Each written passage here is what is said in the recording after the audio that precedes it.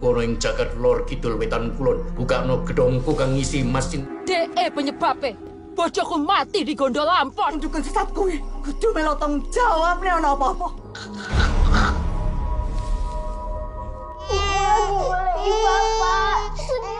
Halo everyone, dimanapun kamu berada, semoga kamu semua selalu diberikan kesehatan dan dimudahkan segala urusannya. Pada kesempatan kali ini, Kala Dewa akan mengulas film horor Indonesia yang pastinya membuat bulu kuduk sahabat semua berdiri. Film ini dirilis pada tahun 2019 dengan judul Lampor, Keranda Terbang, dan diadaptasi dari kisah mistis orang Jawa khususnya Jawa Tengah dan Jawa Timur. Lampor diyakini sebagai salah satu pasukan anak buah Nyi Roro Kidul yang datang ke suatu desa dan memberikan desa tersebut pagebluk atau wabah.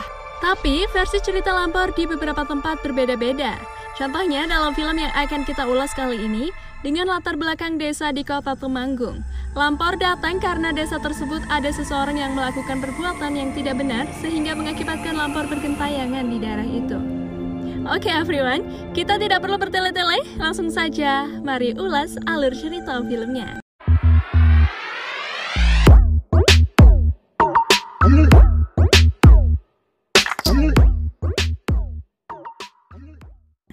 Di awal film, kita diperlihatkan dukun yang bernama Ki Atmo sedang memasang susuk pada seseorang bernama Jamal.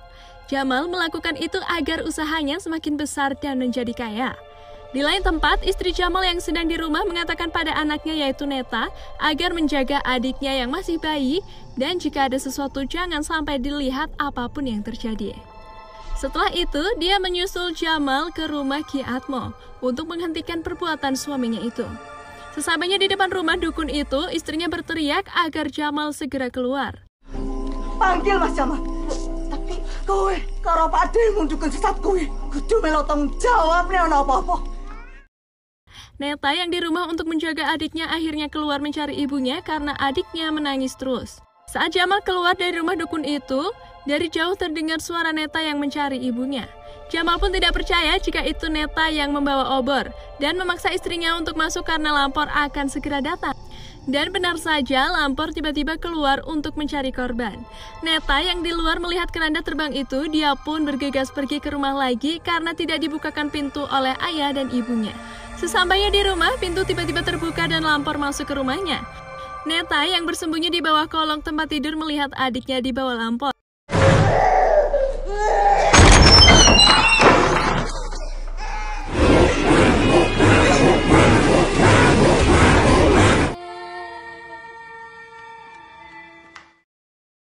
Saat ibunya kembali, terlihat anaknya sudah tidak ada di ayunan. Dia menyalahkan Jamal, suaminya yang telah bersekutu dengan setan hingga membuat anaknya itu menjadi korban. Itu salahmu, Nduk. Itu salah bapakmu. Bapakmu yang menyebabkan adikmu diambil Lampor. Akhirnya, ibunya berkata dengan Neta jika mereka harus pergi meninggalkan desa itu. Karena Neta telah melihat Lampor dan pasti Lampor itu akan mencari Neta lagi. Dan mereka pun pergi ke Jakarta. Beberapa tahun pun berganti, sekarang Neta yang diperankan Adinia Wirasati sudah mempunyai suami bernama Edwin yang diperankan oleh Dion Wiyoko.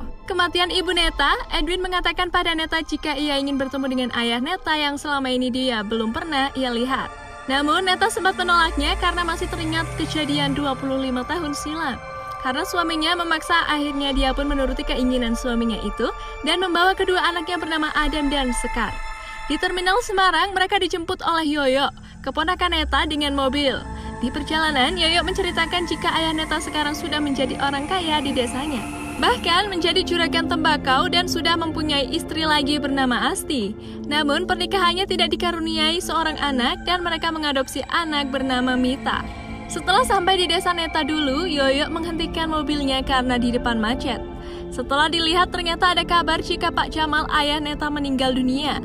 Mereka pun bergegas ke rumah Neta dulu yang ternyata sudah banyak orang yang melayat di sana. Penyebabe bojoku mati di gondol lampor.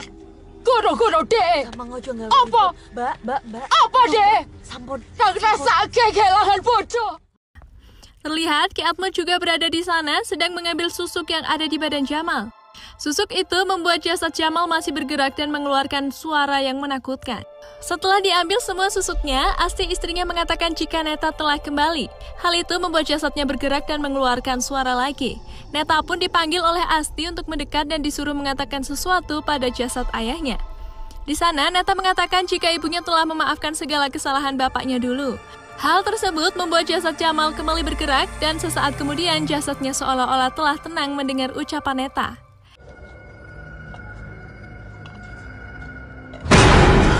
Anakmu Neta, dia pulang. Katanya ibu sudah memaafkan semua kesalahan bapak.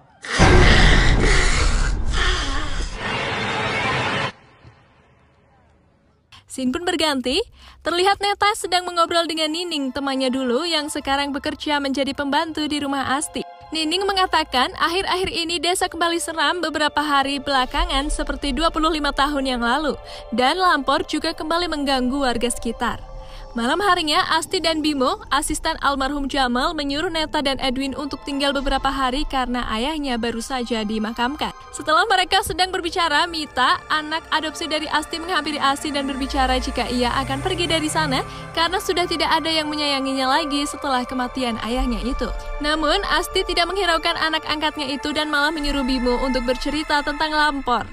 Di sana, Bimo mengatakan jika Lampor datang, jangan dilihat dan pantang melihat. Jangan terlihat. Pantang melihat. Itu inti aturannya.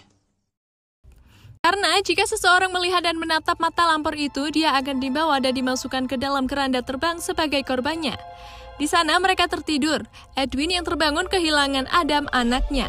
Dia pun mencari Adam di ruang tamu yang ternyata sedang bermain handphone. Namun tiba-tiba Lampor datang menghampiri mereka berdua. Di balik jendela, Edwin dan anaknya pun menutup mata mereka agar tidak melihat sosok Lampor tersebut. Dan benar saja, Lampor itu pun segera pergi dari sana.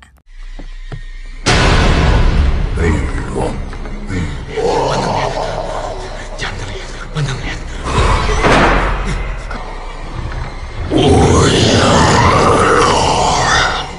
Di sisi lain, Mita yang akan pergi bersama pacarnya itu tiba-tiba terdengar suara Wilwo yang menandakan adanya Lampor.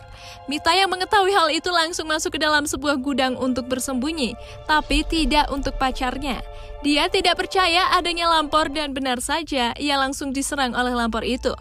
Mita yang bersembunyi pun didatangi Lampor dan dia juga dibawa oleh Lampor tersebut. Anak, itu giginya lain. Iya. Nanti kau di gondol sama Lampor. Sini, masuk. Mana?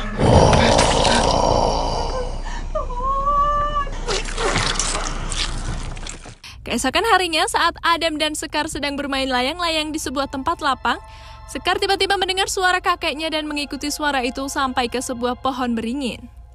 Di sana, Sekar melihat Mita yang tergeletak di bawah pohon dan menjerit ketakutan.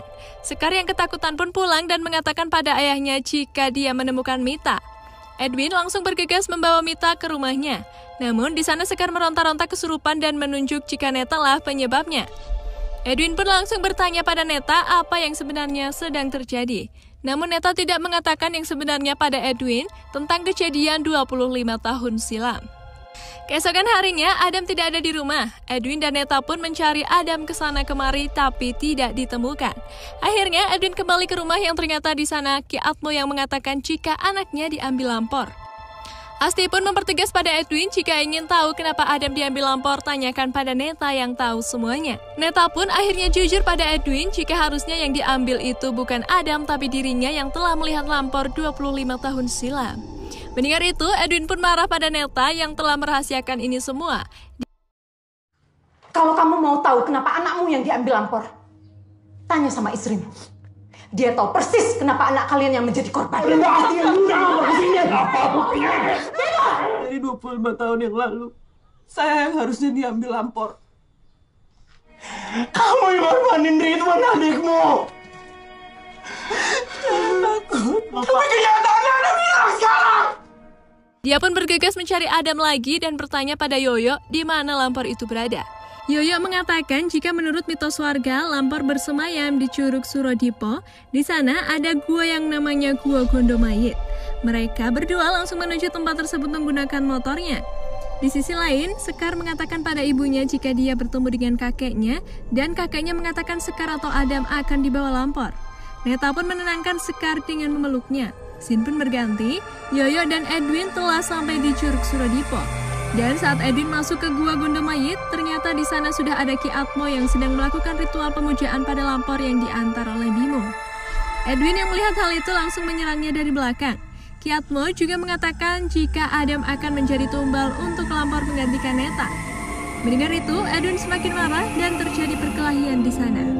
Edwin sempat menusuk Ki Atmo dengan benda tajam ke perutnya. Namun saat Edwin lengah, Ki Atmo dari belakang memukul kepala Edwin hingga pingsan. Ki Atmo pun menuju mobil Bimo dengan bersimbah darah. Di tempat lain, Sekar menunjukkan video di iPad milik Adam pada ibunya dan Neta menunjukkannya pada Asti. Neta yang mengetahui sesuatu langsung pergi dengan menitipkan Sekar pada Asti dan ternyata dalam video itu terlihat Bimo dan Nining sedang selingkuh. Dan Nininglah yang sebenarnya membunuh Jamal dengan memberikan racun. Namun saat sedang direkam, Adam ketahuan oleh Bimo dan dia menangkap Adam. Aku itu harus bertindak ke Mbak Asti. Sama seperti aku ke Pak Jamal. Aku kok samar ya. Nek minta ngerti soal hubungannya Pak Dewi. Ati minta tolong saka Pak Atmo. Siapa kuwi? Hal itu dilakukan agar warisan Jamal jatuh ke tangan Bimo. Dan dia dibantu oleh Ki Atmo yang menginginkan Neta dibawa Lampor agar dia menjadi dukun yang paling hebat. Jadi sebenarnya Adam bukan dibawa Lampor, tapi disekap oleh Bimo untuk dijadikan tumbal. Neta yang telah sampai di mana jimat punya Nining itu disimpan, dia langsung menggalinya. Namun tiba-tiba Nining dan Bimo dari belakang memukul Neta. Mereka pun membawa Adam dan Neta untuk dijadikan tumbal Lampor dengan mengikatnya dan menyorotkan lampu mobil pada mereka. Lampor itu pun datang bersamaan dengan Edwin dan Yoyo. Saat Neta akan dibawa Lampor, lampu mobil yang menyorotnya itu dimatikan oleh Yoyo dan Yoyo justru menyorotkan lampu motornya ke jendela di mana Bimo dan Nining bersembunyi. Lampor pun akhirnya mengejar mereka dan membunuhnya di sana. Mati. Hei. Oh ya.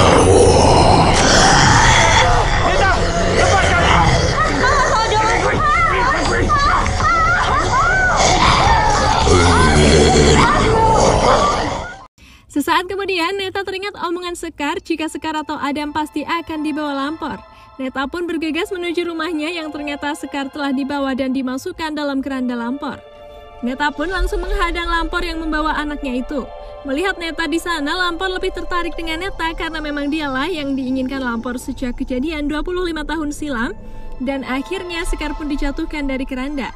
Neta pun bergegas memeluk anaknya dan teringat mantra yang diberi ibunya, yaitu Surodipo Jayaningrat Lebur Dening Pangus Putih, yang artinya kejahatan sebesar apapun akan kalah dengan cinta. Akhirnya Lampor mendengar mantra tersebut langsung menghilang dan kemudian film pun berakhir.